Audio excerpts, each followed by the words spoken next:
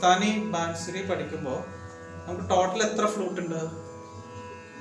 സംഗീത total ഒക്കെ 12 ഫ്ലൂട്ടുകളുണ്ട്, 12 ശ്രുതിക്ക്. അങ്ങനെ 2 ഒക്ടേവിൽ വരുമ്പോൾ 24 ഫ്ലൂട്ടുകൾ നമുക്കുണ്ട്. 12 24 ഒന്നും 25 ഫ്ലൂട്ടുകൾ വരും ഒരു സെറ്റില്. അപ്പോൾ നമുക്ക് ഏത് ശ്രുതിയിൽ വേണമെങ്കിലും ഹിന്ദുസ്ഥാനി മ്യൂസിക് പഠിക്കാം. സിയിൽ പഠിക്കാം, സി ഷാർപ്പിൽ പഠിക്കാം, ജി ഷാർപ്പിൽ പഠിക്കാം, ഏത് ശ്രുതിയിൽ വേണമെങ്കിലും പഠിക്കാം. അപ്പോൾ ഹിന്ദുസ്ഥാനി പഠിക്കാൻ നേരത്ത് നമ്മൾ ഉപയോഗിക്കുന്ന ഫിംഗറിങ് 3 ഫിംഗർ സായാണ് നമ്മൾ ഉപയോഗിക്കുന്നത് ഫ്ലൂട്ടിൽ. 3 ഫിംഗറിങ്ങിൽ സാ വരുന്ന ഏത് ശ്രുതിയാണോ അതാണ് നമ്മൾ എടുക്കുന്നത്. 2 ഫിംഗർ സാ നമ്മൾ ഉപയോഗിക്കാറില്ല. അപ്പൊ പലരുടെയും വിചാരം 3 ഫിംഗറിൽ എന്തെങ്കിലും വായിച്ചാൽ ഹിന്ദുസ്ഥാനി ആണെന്നാണ് വിചാരം. പക്ഷെ അങ്ങനെ അല്ല. ശരിക്കും ഹിന്ദുസ്ഥാനിയിൽ പറഞ്ഞിരിക്കുന്ന ഓരോ സ്കൂൾ ഘരാനാസിൽ പറഞ്ഞിരിക്കുന്ന തിയറി പ്രകാരം ആ ലെസൺസ് പഠിക്കുമ്പോഴേ നമുക്ക് ഹിന്ദുസ്ഥാനി എന്ന് പറയുന്ന ഒരു പഠന രീതി കൊണ്ടുപോകാൻ പറ്റുള്ളൂ. ഒരു വലിയൊരു പഠനശാഖയാണ്. ഇപ്പൊ പെട്ടെന്ന് ഒരു കോമ്പോസിഷൻ പഠിച്ച് ചെയ്യണ മാതിരിയല്ല. അപ്പൊ അതിൽ നമ്മൾ ഹിന്ദുസ്ഥാനി പഠിക്കാൻ 3 ഫിംഗർ മെത്തേഡ് അത് എളുപ്പമായതുകൊണ്ട് ഉപയോഗിക്കുന്നതാണ്. ഇനി ഹിന്ദുസ്ഥാനി നമുക്ക് തിയറി അറിയാമെങ്കിൽ നമുക്ക് 2 ഫിംഗറിൽ ഹിന്ദുസ്ഥാനി വായിക്കാം, ഏത് ഫിംഗറിലും വായിക്കാം. പക്ഷെ എന്തുകൊണ്ടാണ് 3 ഫിംഗർ ഉപയോഗിക്കുന്നത്? 3 ഫിംഗർ ആണ് അതിന്റെ ആധികാരികമായിട്ട് പണ്ട് മുതൽ വായിച്ചു വരുന്ന ഫിംഗറിങ്. അതുപോലെ തന്നെ ഹിന്ദുസ്ഥാനിയിൽ ഏറ്റവും കൺവീനിയന്റ് ആയിട്ട് വായിക്കാവുന്ന ഫിംഗറിങ് ഏതാണ്? 3 ഫിംഗർ ശ്രുതിയിലാണ്. മനസ്സിലായില്ലേ? അപ്പോൾ ഈ എല്ലാ ഫ്ലൂട്ടുകളും നമ്മൾ ഹിന്ദുസ്ഥാനി പഠിക്കാൻ ഉപയോഗിക്കാറില്ല. നമ്മൾ ഏത് ഫ്ലൂട്ടാണ് മെയിൻ ആയിട്ട് ഉപയോഗിക്കുന്നത്?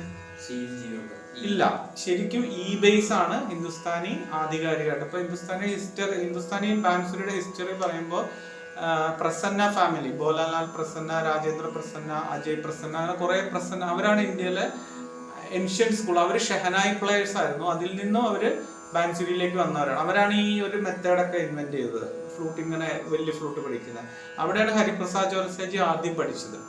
അതിനുശേഷം പിന്നെ ആണ് അദ്ദേഹം അന്നപൂർണ ദേവിയുടെ അടുത്ത്, വിദുഷി അന്നപൂർണ ദേവിയുടെ അടുത്ത് പഠിച്ചത്. അപ്പൊ പണ്ഡിറ്റ് ജോർസിയാജിയാണ് ഈ ബേസ് ബാൻസുരിക്ക് പിന്നെ ഒരു തിയറി പ്രകാരമുള്ള ഒരു പഠനമൊക്കെ കൊണ്ടുവന്നത്.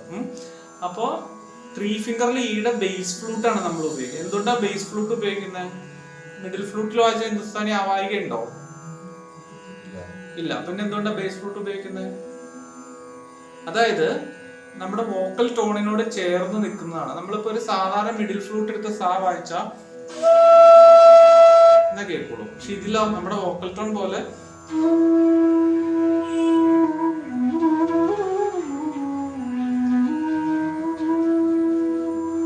ഹിന്ദുസ്ഥാനി ഇത്രയും വളരാൻ കാരണം ഈ ബേസ് ഫ്ലൂട്ടില്. കാരണം നമ്മളിപ്പോ ഒരു ചെറിയ ഫ്ലൂട്ടില് 1-2 സോങ്സ് വായിക്കുന്ന പോലെയല്ല, ഇത് മണിക്കൂറുകളോളം വായിക്കാനുള്ളതാണ്. അപ്പൊ നമ്മൾ അത്രയും ഹൈ ഫ്രീക്വൻസി നമുക്ക് അഡാപ്റ്റ് ചെയ്യാൻ പറ്റില്ല, അല്ലെ? ഒരു ഹൈ ഫ്രീക്വൻസി ഫ്ലൂട്ട് നമുക്ക് ഒരു പരിധിക്കുള്ളിൽ കേട്ടിരിക്കാൻ പറ്റില്ല. അതുകൊണ്ടാണ് ബേസ് ഫ്ലൂട്ടിൽ ഹിന്ദുസ്ഥാനി ഇത്രയും വിജയം. അപ്പൊ നമ്മള് 3 ഫിംഗർ ഈയുടെ ഫ്ലൂട്ടില് 3 ഫിംഗർ ആക്കിയിട്ടാണ് ഈ ഹിന്ദുസ്ഥാനി തിയറി നമ്മൾ പഠിക്കുന്നത്. ഈ ബേസിന്റെ ഫ്ലൂട്ടില് നമ്മള് ശുദ്ധസ്വരങ്ങൾ മാത്രം വരുന്ന ബിലാവൽ എന്ന് പറയുന്ന സ്കെയിലാണ് ആദ്യം പഠിക്കുന്നത്. പിന്നെ നമ്മൾ ഏത് പഠിക്കും? പിന്നെ ഭൂപാലി, യമൻ, ദുർഗ, ദേശ്, ബീംബലാസി, ഭൈരവ്, ബൃന്ദാവനി സാരംഗ്, ഹംസധ്വനി, ശിവരഞ്ജിനി, ബിഹാഗ്, അങ്ങനെ കുറെ രാഗങ്ങൾ പഠിക്കണം. ഇതൊന്നും പെട്ടെന്ന് നമ്മളിപ്പോ പെട്ടെന്നാണ് ഓരോ രാഗങ്ങൾ പഠിച്ചെടുത്തത് അല്ല. ബേസിക് പഠിക്കുമ്പോൾ തന്നെ ഓരോ സമയം എടുത്താണ് നമ്മൾ ഹിന്ദുസ്ഥാനി മ്യൂസിക് പഠിക്കുന്നത്. അപ്പോൾ നമ്മൾ ഹിന്ദുസ്ഥാനിയിൽ ആധികാരികമായിട്ട് ഉപയോഗിക്കുന്ന ഫ്ലൂട്ട് ഈ ബേസ് ആണ്.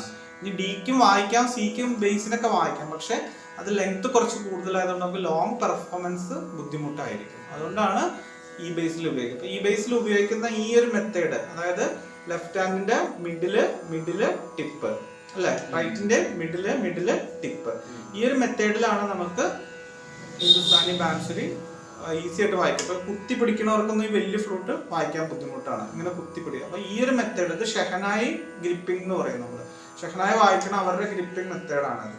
അപ്പൊ ഇങ്ങനെയാണ് ഹിന്ദുസ്ഥാനി ശരിക്കും നമ്മൾ പഠിക്കുന്നത്. അപ്പൊ ഈ ബേസിൽ പഠിച്ചാൽ മാത്രമേ അത് കറക്റ്റ് ആയിട്ട് നമുക്ക് പഠിക്കാനായിട്ട് സാധിക്കും. എന്തെങ്കിലും സംശയം ഉണ്ടോ ചോദിക്കാനായിട്ട്? ശരി, കട്ട് ചെയ്തു.